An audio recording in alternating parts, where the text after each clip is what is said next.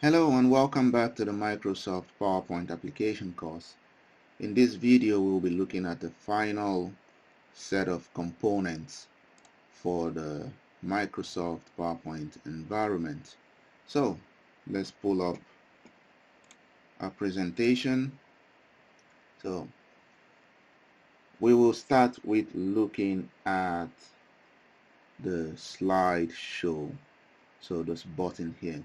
Now we talked about this button, which is start from beginning. When you want to do your presentation to an audience, you can put it in presentation mode, and this allows you to start from the beginning of the presentation.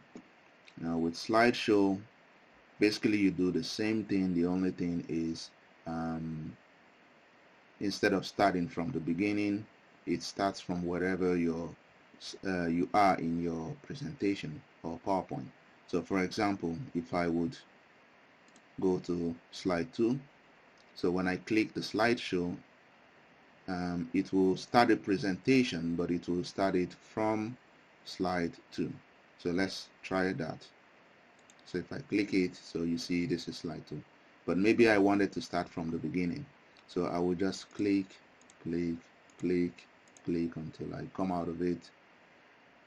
So for the slideshow, it's the same thing as start from beginning, but slideshow, make sure that you are at the beginning if you want to start from the beginning, or you are in the particular slide you are, and you can just click slideshow.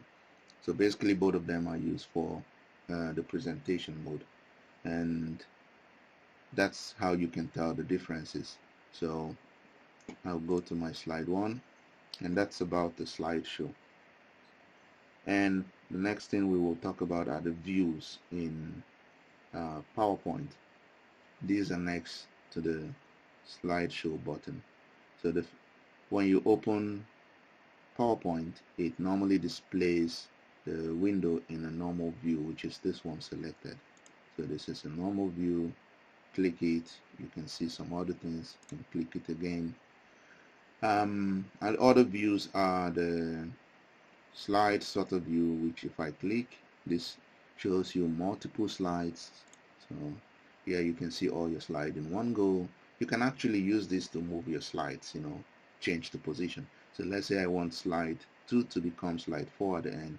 I will click on it, hold my mouse, drag it, and place it at the end, and it will become slide 4.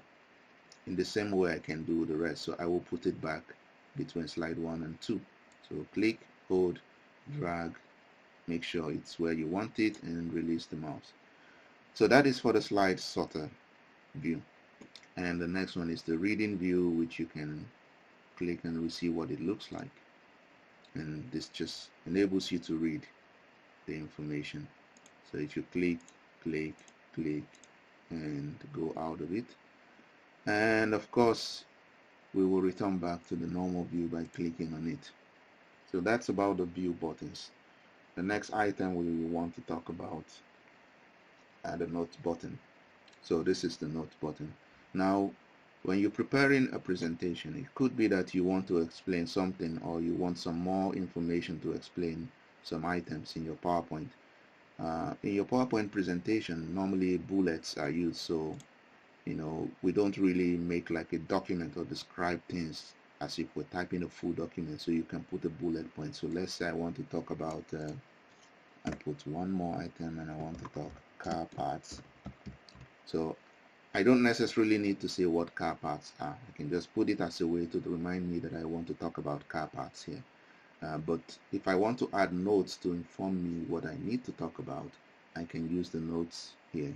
Now these are the notes. It says click to add notes, but you can just click here, and that hides it, and you click it again, and that brings it up.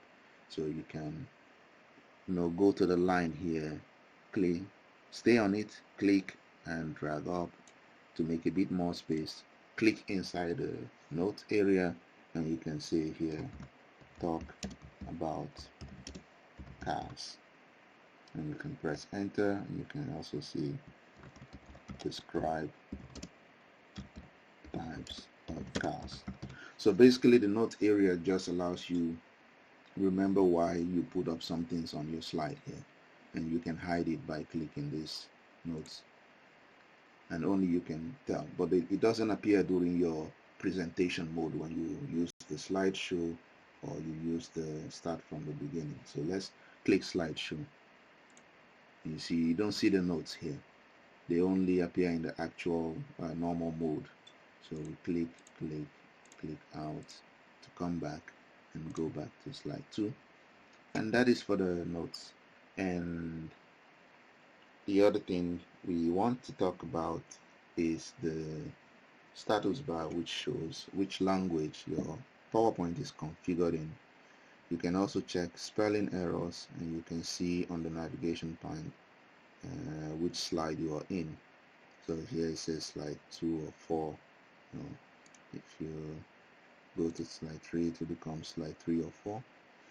And let's go back to slide 2. Let's see if we will check spelling errors. PowerPoint already underlines some errors, but let's see how this works.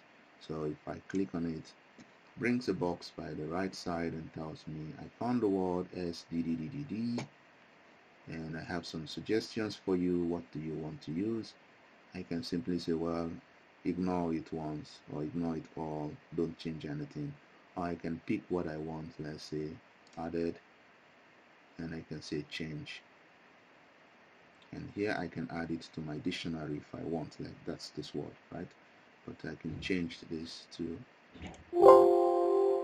and then it tells me that the spell check is complete. Okay, and that's because there are no more words to check. So I can click OK. The last thing we will talk about is the language. So if I click the language, it tells me that currently I'm using United States English. I can change it to United Kingdom and click OK, but I will not do that. I will simply just keep it as this. And basically, when you are setting up your Windows operating system or installing Microsoft Word, you can also choose the language from the beginning. That helps a lot. So I'll click cancel because I'm not going to change anything here. And that brings us to the end of this particular video and brings us to the end of the components of the PowerPoint environment. Thank you very much for listening, and see you in the next topic.